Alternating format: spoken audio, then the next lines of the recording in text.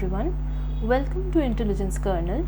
I am Shimontini and today's topic is order of words and clauses. Now in this channel I'll be talking everything that you need to know regarding English grammar and English in general. So if you are a student who is stuck in your English grammar syllabus, or you are a person who just wants to increase their English grammar skills, for job purpose or writing purpose, like any kind of artistic purpose, like say that you want to write a story or a poetry on your own and you know that you lack the grammar parts of English, or you're a person who just wants to interact with other people and somehow you're feeling shy, you're feeling intimidated, scared, thinking about stuff like what if I say something wrong grammatically and what if people judge me based on that. So let me tell you for that none of other people's opinion matter. Every part of skill that you have or will have, everything you will acquire all on your own. So for that purpose, to help you in that particular aspect, to help your English grammar skills, this channel is the right place for you. So here I will cover the basics of English grammar and the advanced part of the English grammar. So whatever you need to know, you will find it here in this channel only. Now before we start today's topic, don't forget to subscribe this channel and hit the notification bell so that each time I upload a new video here, you immediately get notified about it. Alright, so now let's begin. So, order of words and clauses. Now, to understand order of first words and clauses, the thing that we first need to know is what are clauses. Now those who already know the idea of clause, the types of clauses and everything there is to know about it, for them it will be a quick recap, quick but helpful, so follow through. Now what are clauses? Clauses are grammatically correct set of words that must have a verb in it. So let me give you an example of it. The kid loves orange juice. Here, how do we know that these are grammatically correct set of words? We know that by looking at the verb and the rest of the words. See, here the kid is a third person singular number. Now as we know, because of that, here in the verb portion we have used loves instead of love, because the kid is a third person singular number, and then the rest of the part of the sentence. So the kid loves orange juice.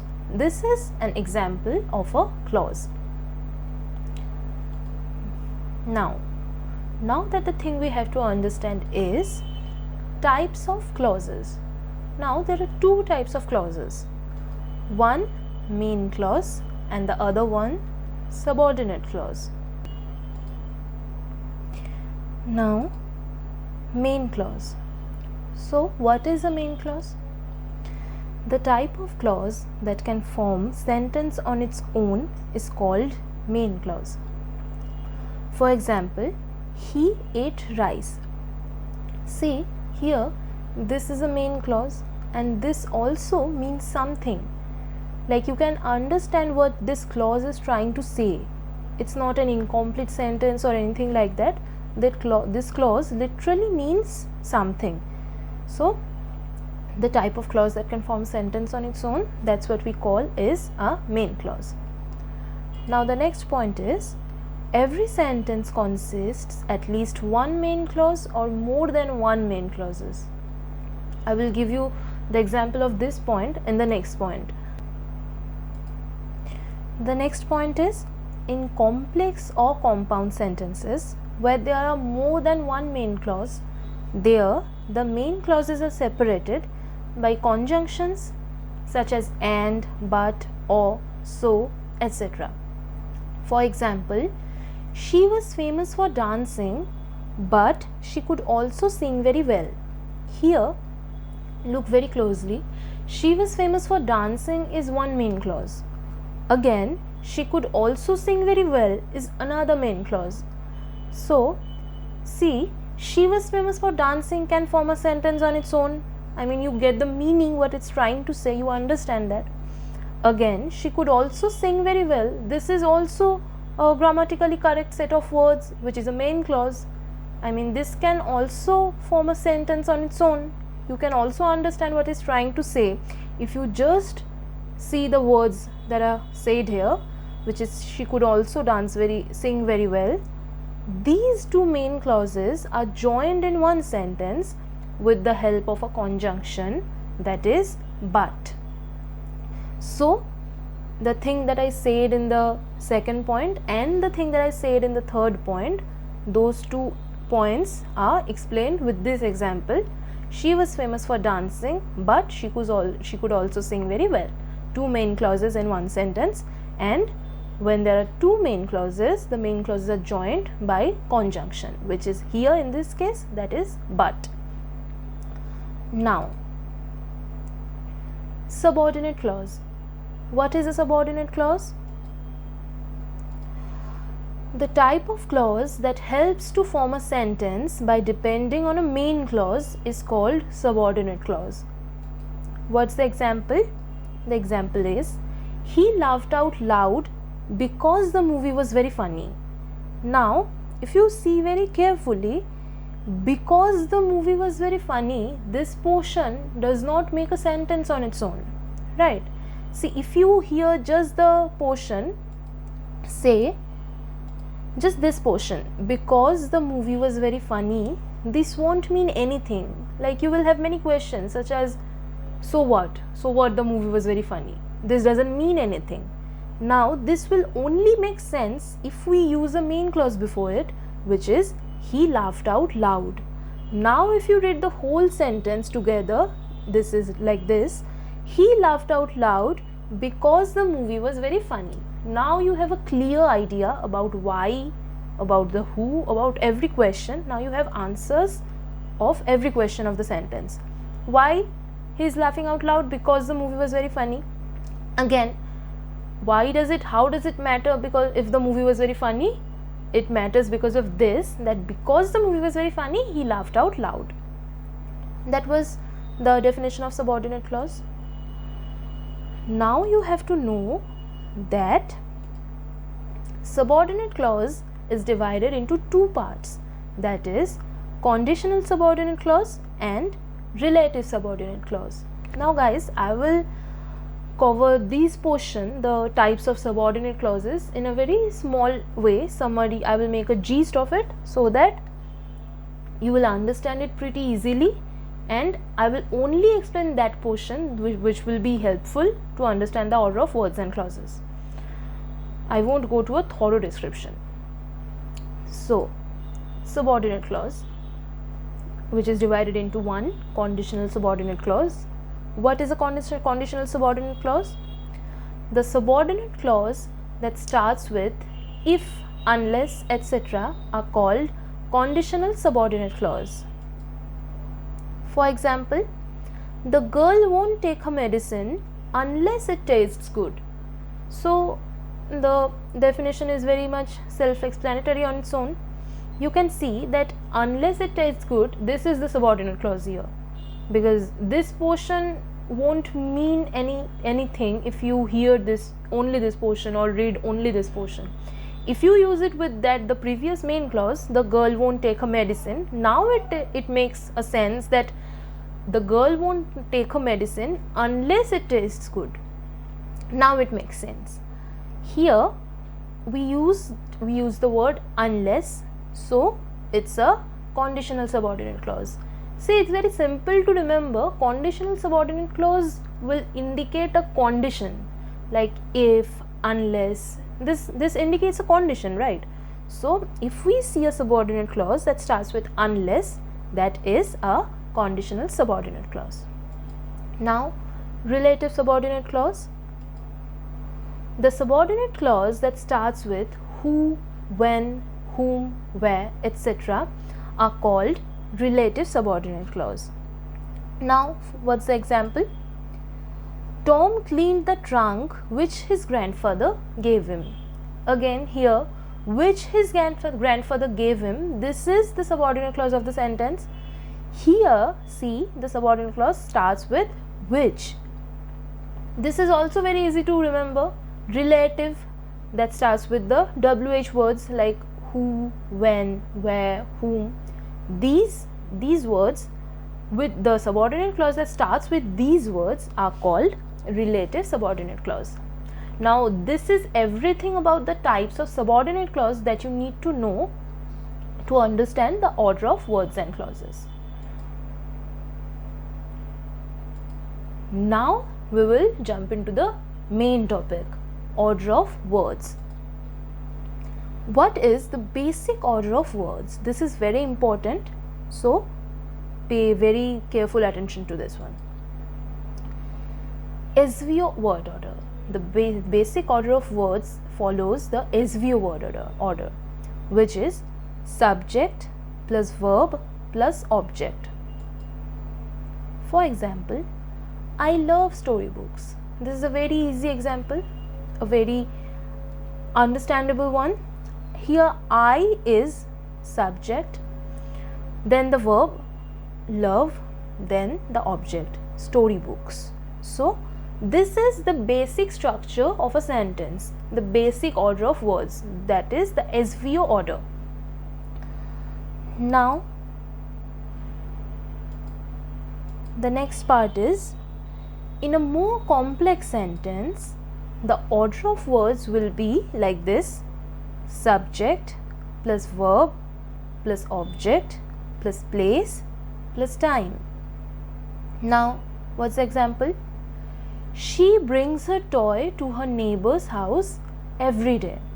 Here we can see that she is the subject, brings is the verb, her toy is the object. Now her neighbor's house is the place and every day is the time. So this is a more complex sentence than the previous one. Here we can see that there are many words than just the subject, the verb and the object. So here, what are the extra words here? That's the place, which is her neighbor's house, and the time, which is every day. So in that cases, the order of words will be like this: first subject, then verb, then object, then place, then time. Now you have to remember that time is used as at the beginning of a sentence sometimes. For example, every day he brings his own lunch to his office. Here you can see that he is the subject, brings is the verb, his own lunch is the object. To his office, this is the place. But where is the time? The time is every day. But the time is used at the beginning of the sentence. This is also used in some cases, but it will be good if you follow this, the basic structure of the order of words. Sometimes we use the time in the beginning just to make it sound nice. Otherwise, if you use the everyday in the last portion, like if you say it like this, that he brings his own lunch to his office every day, that is also completely correct. This everyday, I mean the time, sometimes is used just to make the sentence sound nice. That's all. Now the next part.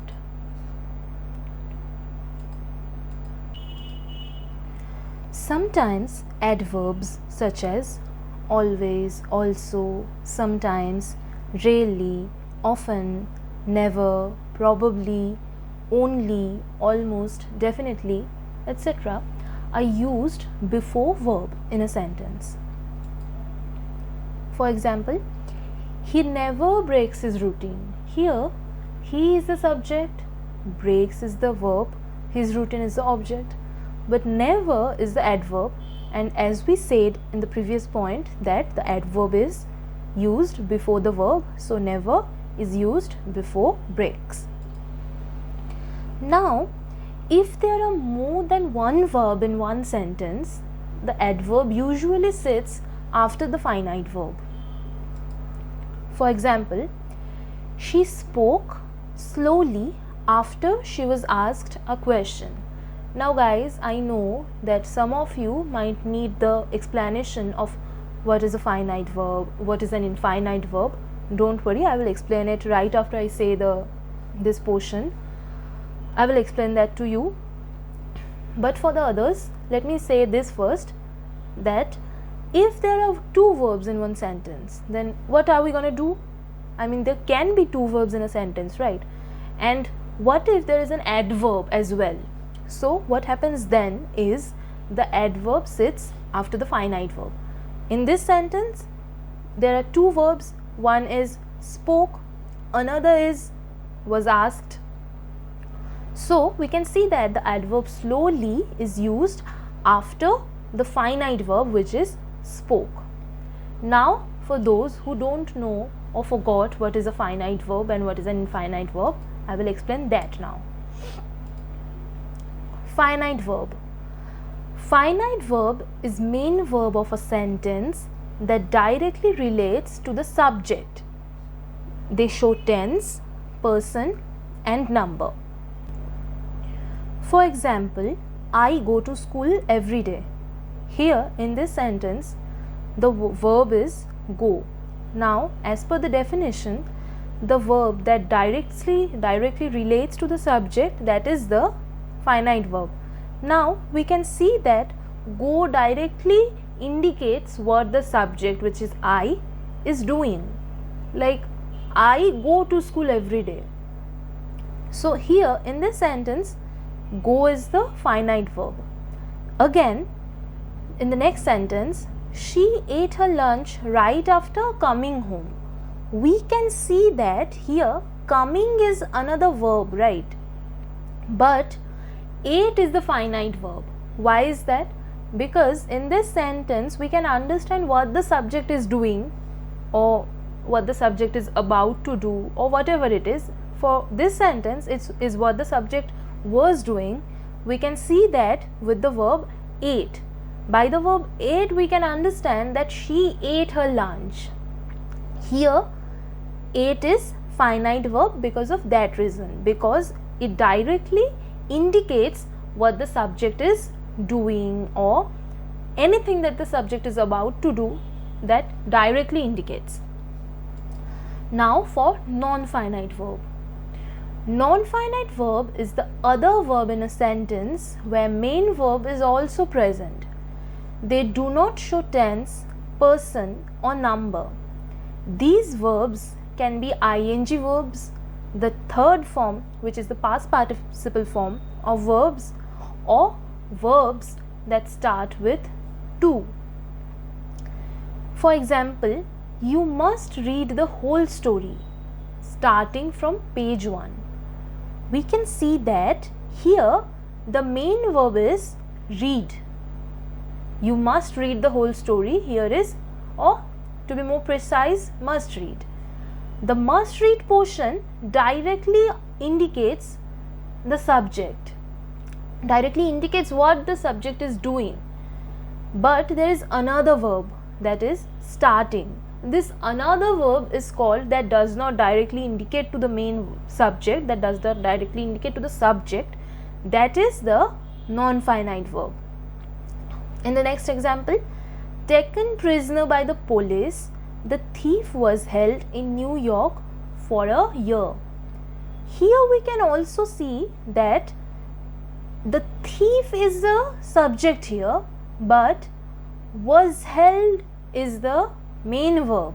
This indicates that what the subject was, what was done to that subject. The verb indicates the exact actions related to the subject. This is the main verb or the finite verb, you can say. But the taken is the other verb that is not related to the subject in any way, but it is also present in the sentence. In the next example, she tiptoed round the house so as not to wake anybody.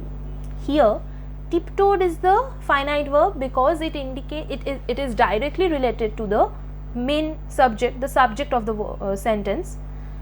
There is another verb which is to wake. This is the non-finite verb because it does not indicate, or it is not directly related to the subject, which is she. Now guys, in the definition of each verb, finite verb and non-finite verb, we said some other things as well. That is, we saw some other things. That is, in finite verb it said that they show tense, person and number. See, in the first example we can see that the verb that is used here is go. So what can we determine by that? For the tense part, we can see that go is only used for the present tense to determine the present tense.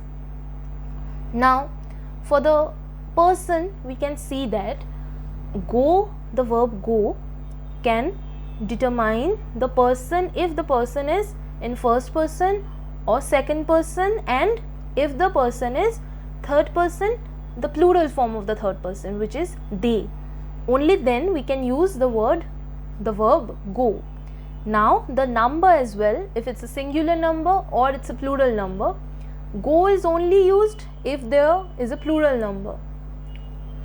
Similarly, in the case of 8, we can see that the tense of the sentence is in past tense.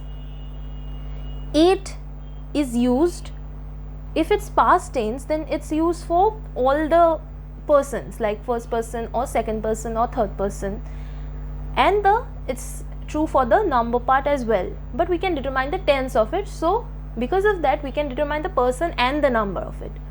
So we can see that the finite verb determines tense, person and number. But in case of non-finite verbs, we cannot determine any of it. See, it's said here that these verbs do not show tense, person or number. For the first example, starting, it does not mean anything. It can either be in present tense or past tense or future tense. The same for number and person. In the second example, the non-finite verb taken, that does not indicate anything as well, like what's the tense, what's the number or what's the person. Again, in the last example, to wake, here we cannot determine any of the tense or person or number as well. So we can see that non-finite verb does not define, does not make us understand, or they do not show what are the tense, the person and the number, but finite verbs do that. That's one difference between finite verb and non-finite verb.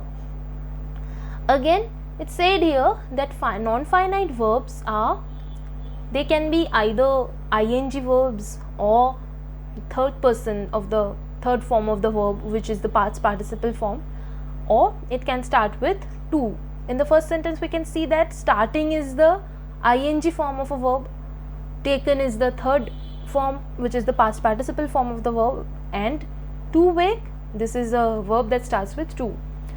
So guys, this is all that you need to know for finite verb and non-finite verb. Those who didn't know it, I'm sure you understand it, and for those who already knew it, it's beneficial for you as well.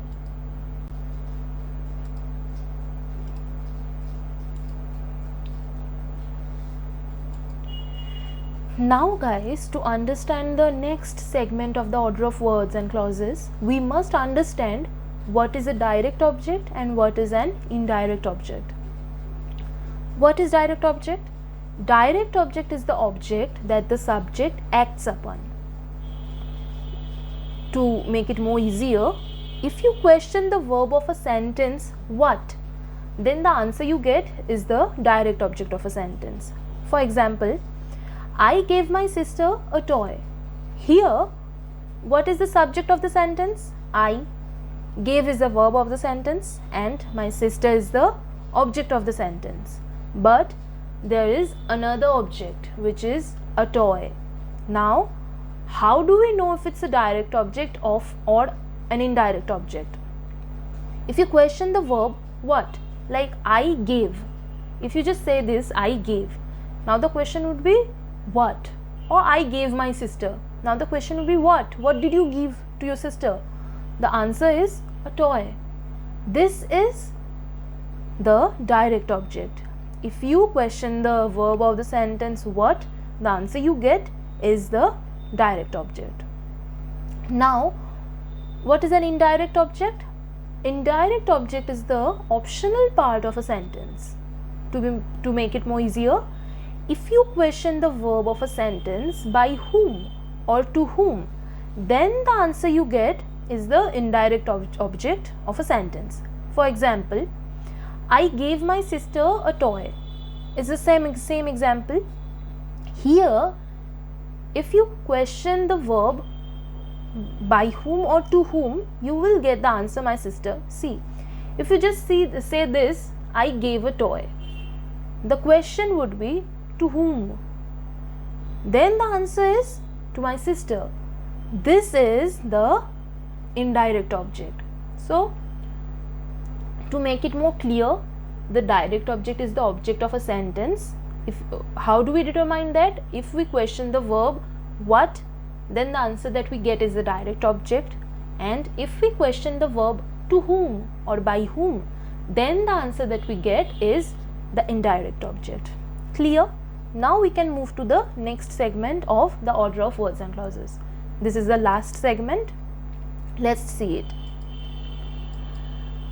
When there are two objects that I said earlier, direct object and indirect object, in one sentence, when there are two objects in one sentence, one direct object and one indirect object, then it follows SVIO or SVOI word order. Here I have to tell you, S is the subject, V is the verb, O is the object, but O is the direct object, because there always has to be one direct object in a sentence which is directly related to the whole part of the sentence, but I is the indirect object.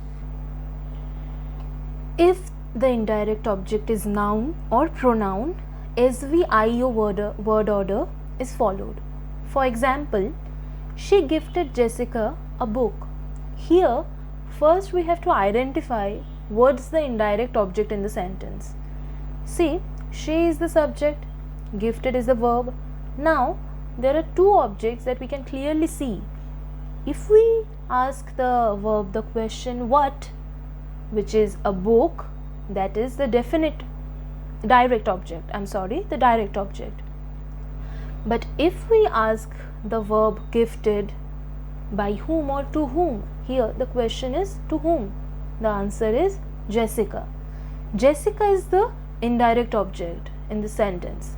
So, as per the point, if the indirect object is noun or pronoun, here Jessica is a noun, so the SVIO word order will be followed, which is, see, she here is the subject, gifted is the verb, I is the indirect object, and O is the direct object or the object.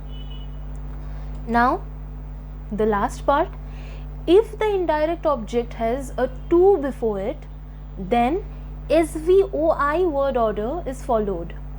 For example, she gifted a book to Jessica. See, here we can see that again, what's the indirect object here? Just question the verb to whom. The answer is to Jessica. So, to Jessica, this is the indirect object. A book is the direct object, or that is indicated by O, S is the subject, and V is the verb. But you have to see that the indirect object, which is Jessica, has a to before it. So, as per said here, if the indirect object has a to before it, which is here as well, we can see that to Jessica, then SVOI word order will be followed. So, S subject is she, V verb is gifted, O object or the direct object is a book, lastly I, the indirect object is Jessica, but here is to used, so to Jessica. So guys, that's all. This is everything about the topic, the order of words and clauses. That's all. So guys, that's all for today's topic. If you learn the whole topic in one go, then that's absolutely wonderful for you. But if you didn't, then you have nothing to worry about as well, because you can always come back to this video later for as many times as you want and learn the topic each day in smaller portions. So that's how it will get easier for you to remember this topic. Now guys, if you like this video, hit the like button and share it with everyone you know that might need help with English lessons like this, and help them to get benefited by it as well. If you have any kind of questions regarding the topic, or if you face any kind of troubles while practicing it on your own, you can ask me your questions in the comment section below and I'll see through every single one of them. So lastly guys, as I said earlier, subscribe to Intelligence Kernel, hit the bell shaped icon beside the subscribe button, and that's how you will get notified each time I upload a new video in this channel. So that's all for today. Thank you for watching. I'll see you in the next video.